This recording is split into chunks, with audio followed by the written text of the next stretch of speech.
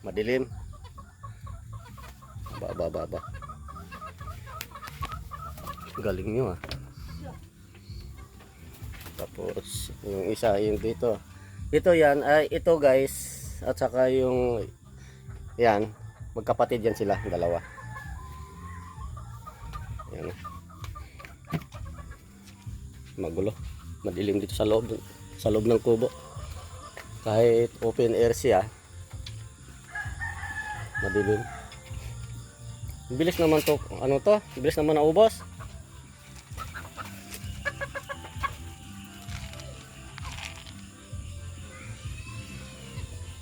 Nakadali nga ubos.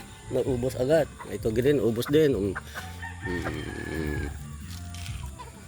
Yung isa ganun din, ubos.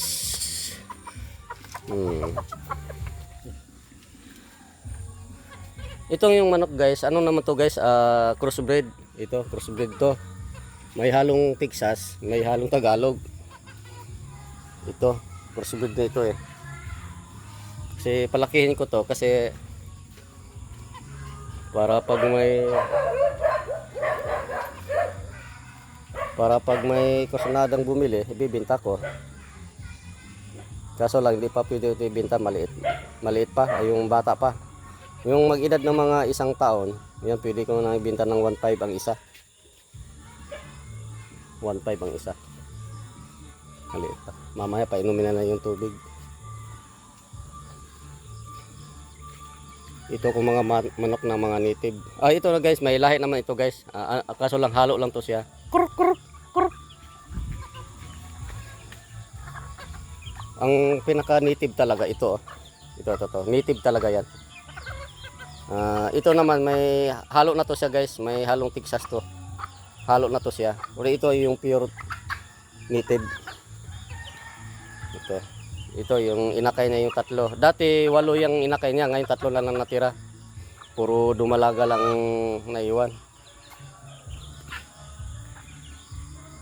Ayun, ano yan, native. Yung dalawang inakay, dati ano yan to eh. 4, 2 na lang. Ito may lahi din to eh. May halo na ng halo.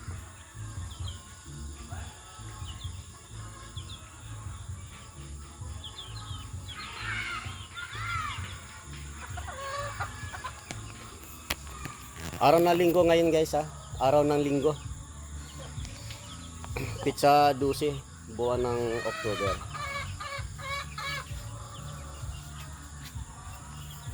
Yung mga manok ko. Busog na. Puno ang botse. Yung isa dito. Yung mga kapatid. Yung isa doon.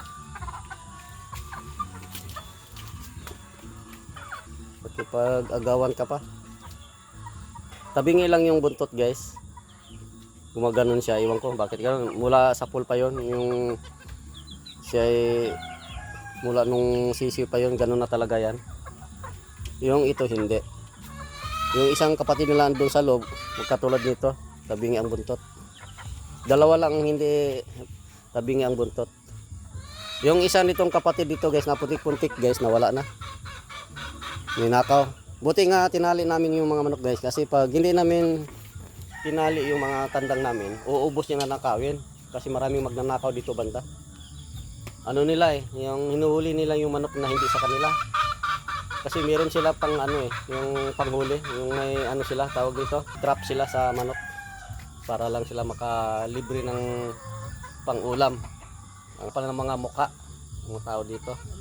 Hindi naman sa kanila, uhulihin nila para pang ulam sila. Biro mo ha, hindi sa kanilang manok ang nakawin nila, ipapakain nila sa pamilya. Maganda ba yon? Hindi maganda yung ganun guys, na ninanakaw mo, ipapakain sa mga pamilya mo, mga anak mo. Diyos ko po, hindi ba sila makakarma ng ganun? Grabe, kapal ng mga tao dito eh, magnanakaw eh. Alam nyo guys, ilang beses na guys na ako nananakawan. Yung manok ko doon na naglimlim doon sa may talahiban yan guys. Ninakaw kasama ang itlog. Grabe, ang tindi ba. 8 itlog guys. Kasama ng itlog, pati ang manok. Tinakaw. Kasi gabi ang tinira yun guys, gabi. Tapos ilang manok nang nawala dito. Hindi lang kay mga 10 manok na guys nawawala. Manok ko dito. Ang dami kong manok. Kung wala lang magnanakaw dito guys, napakadami kong manok dito. Marami talaga. Hindi lang kay 10 o sobra pa sa 10. Dami. Hindi ko na sinasama-sama yung una. Yung andun pa kami sa kabila. Ninakaw yung mga manok namin. Okay guys, bye-bye. Ingat.